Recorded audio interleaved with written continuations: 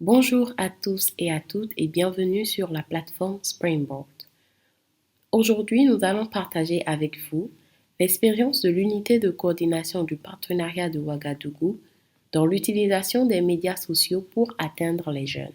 Pour ce fait, nous vous parlerons des 48 heures de dialogue régional des jeunes du partenariat de Ouagadougou. Cette présentation va suivre le plan suivant. Nous vous présenterons le contexte, le déroulé des activités, les résultats, les points forts, les points à améliorer et les conclusions. Pour situer les choses dans leur contexte, il faut rappeler que cette activité était initialement prévue pour se dérouler en activité présentielle du 23 au 26 mars à Niamey au Niger.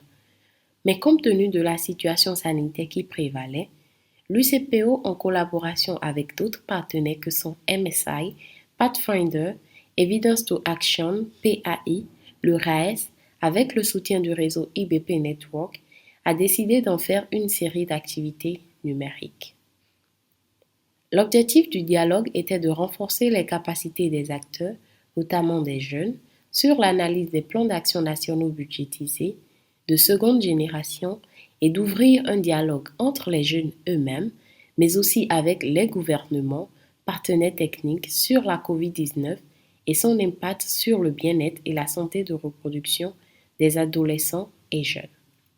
En ce qui concerne le déroulé des 48 heures, il faut rappeler qu'il y a eu principalement 2 webinaires suivis de Twitter et des activités de communication avant, pendant et après les 48 heures de dialogue.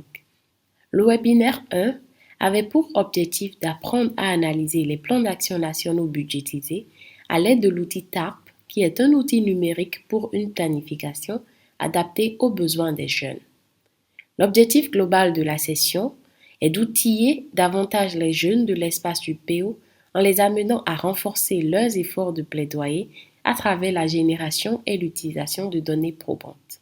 Du fait de la situation de pandémie actuelle, la session a abordé également les aspects liés au plaidoyer autour des plans d'action nationaux budgétisés pour un meilleur accès des jeunes aux services SRPF dans les contextes d'urgence sanitaire tels la COVID-19. Le webinaire 2, quant à lui, est un dialogue régional sur la COVID-19 et son impact sur le bien-être et la santé de reproduction des adolescents et jeunes.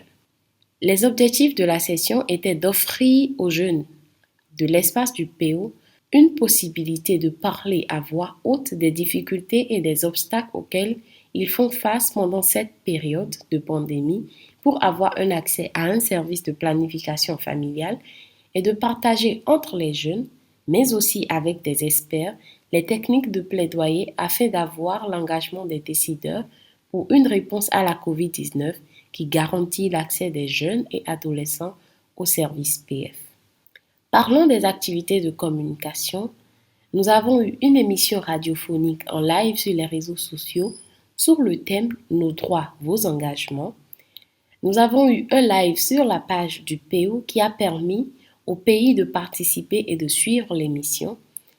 Nous avons eu la publication des vidéos des jeunes sur les réseaux sociaux et les tweet-chats organisés chaque jour après chaque webinaire.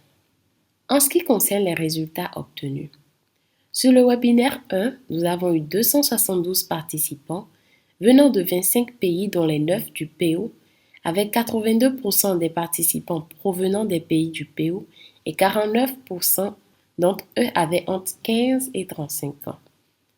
En ce qui concerne le webinaire 2, nous avons eu 268 participants venant de 21 pays dont les 9 du PO, avec 85% des participants provenant des pays du PO et 45% avaient entre 15 et 35 ans. Pour ce qui est des activités de communication, les tweets ont généré 135 200 impressions, 800 retweets et 1700 likes. Nous avons reçu plusieurs feedbacks des participants à cette activité. Je vais faire le point des points forts notés par ces derniers. Je suis vraiment satisfait de la qualité des échanges et surtout de l'aisance des facilitateurs à apporter des réponses simples et précises aux questions de Ingrid Adovi du Bénin. Je suis très satisfait par la qualité des interventions de Diakate Mounirou du Mali. Je pense que ce genre de discussion online est une très bonne chose qui mérite d'être organisée de temps en temps avec la participation de beaucoup de jeunes dans la sous-région ouest africaine de Diara Nouroum du Mali.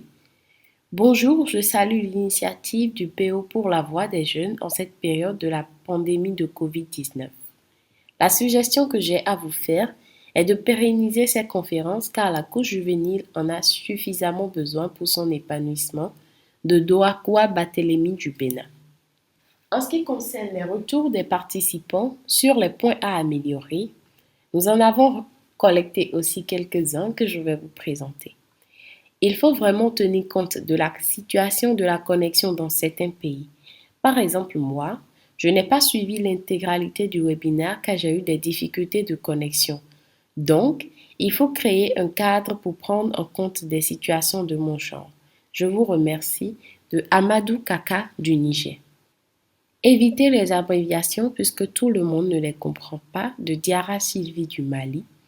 Je vous suggère de visualiser l'image des intervenants et des participants pour nous familiariser vu l'importance des idées des uns et des autres de Kouyaté Tamarta du Sénégal.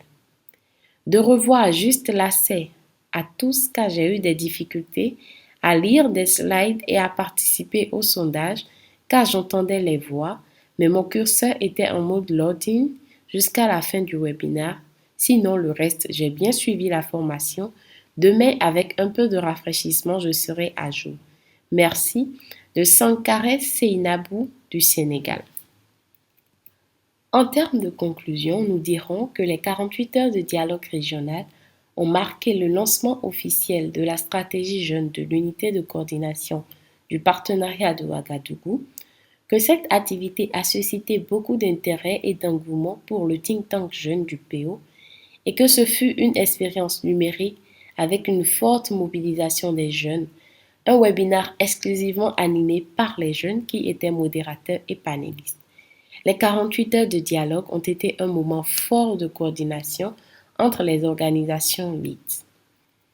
Pour rappel, le Think Tank Jeune est une plateforme de réflexion regroupant les jeunes leaders ainsi qu'un groupe d'acteurs membres du partenariat de Ouagadougou intervenant dans le domaine de la SRPF qui vise à transformer en actions concrètes les engagements, les recommandations faites sur les jeunes et par les jeunes en matière de SRPF. Voilà, c'est tout pour la présentation des 48 heures de dialogue. Nous resterons disponibles pour répondre à vos questions dans le chat post. Merci.